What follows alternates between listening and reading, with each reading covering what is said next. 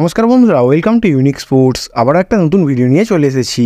তো বন্ধুরা, আজকের এই ভিডিওতে তোমাদের সাথে আলোচনা করতে চলেছি মোহনবাগানের বেশ কতগুলো আপডেট নিয়ে। তো বন্ধুরা, প্রথম আপডেটটা হলো প্রীতম কোটালকে নিয়ে। তো বন্ধুরা, যা জানা যাচ্ছে যে প্রীতম কোটালের বাড়িতে একটুখানি অসুবিধা চলছে, তার বাবা নাকি অসুস্থ, তাই প্রীতম কোটাল এবং তার ফ্যামিলি চাইছে যে তিনি যেন কলকাতাতেই থাকেন।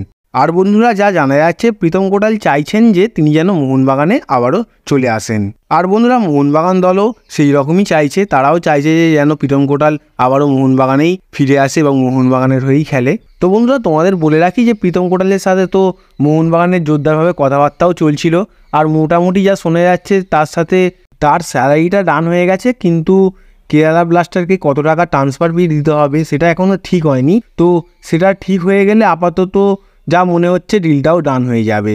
যদি বন্ধুরা প্রীতমের ডিলটা নিয়ে কোনো আপডেট বেরিয়ে আসে তোমাদের নিশ্চয়ই জানিয়ে দেবো, তো চ্যানেলটিকে সাবস্ক্রাইব করে নেবে। তো বন্ধুরা, পরবর্তী আপডেটটা নাওরেম রোশন সিংকে নিয়ে। তো বন্ধুরা, তোমরা সকলেই নাওরেম রোশন সিংয়ের খেলা দেখেছো, তিনি ভালো লেভেলেরই একটা প্লেয়ার। বেঙ্গালুরুর হয়ে তিনি ভালো পারফরমেন্সই করে আসতেন।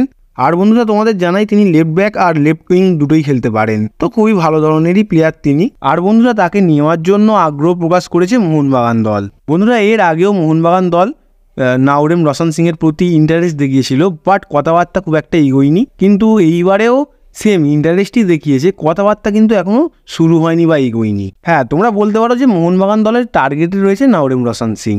এবার বন্ধুরা দেখো, আগস্ট পর্যন্ত ট্রান্সফার উইন্ডো খোলা রয়েছে। এবারে দেখার বিষয় হচ্ছে নাওরেম রোশন সিংকে সাইন করতে পারে কিনা মোহনবাগান দল। আর এটা নিয়ে কোনো আপডেট এলে তোমাদেরকে নিশ্চয়ই জানিয়ে দেবো, তো চ্যানেলের দিকে একটু লক্ষ্য রাখতে হবে। তো বন্ধুরা, পরবর্তী আপডেটটা আনোয়ার আলীকে নিয়ে। তো বন্ধুরা, তোমরা সকলেই আনোয়ার আলীর বিষয়টা জেনে গেছো। বন্ধুরা, মোহনবাগান পিএসসির কাছে দাবি করেছে যদি আনোয়ার আলী ইচ্ছাকৃতভাবে টিম ছাড়তে চায় তাহলে তাকে 6 মাসের ব্যান দিতে হবে, এবং যেই ক্লাবে যাচ্ছে বা যেই ক্লাবে প্লেয়ার তিনি ছিলেন আগে, সেই দুটো ক্লাবের মধ্যে যে কোনো একটা ক্লাবের হয়তো দুটো ট্রান্সফার উইন্ডো ব্যান যাবে, তাছাড়াও 15 কোটি টাকা মোহনবাগানকে ক্ষতিপূরণ দিতে হবে। তো এইরকমই একটা আপডেট বেরিয়ে আসছে বন্ধুরা। তোমাদের জানিয়ে রাখি যে 15 কোটি প্লাস আর 1 বছরের স্যালারি নিয়ে মোট 18 কোটি টাকা কোনো টিমই দিতে চাইবে না একটা প্লেয়ারের জন্য।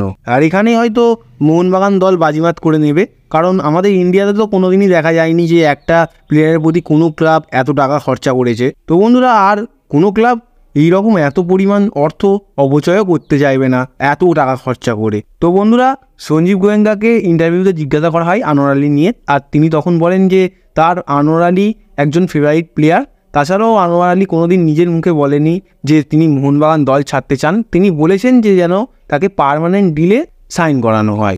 আর বন্ধুরা, বেশি কিছু তিনি বলেননি, কারণ বলেছেন যে সোশ্যাল মিডিয়াতে বেশি কিছু বলা যাবে না, আর পিএসসির কাছে কেসটা গেছে, ওখানেই দেখা যাক কি হয়, এই রকমই জানিয়েছেন তিনি। তাছাড়াও মোহনবাগানের কাছে যেহেতু পুরো এভিডেন্স রয়েছে, লিগাল পথেই তারা যেতে পারেনি, তাদের কোনো ভুল নেই, সেহেতু তারা লিগাল পথেই যাবে বলে মনে হচ্ছে, আর যাবেও তারা।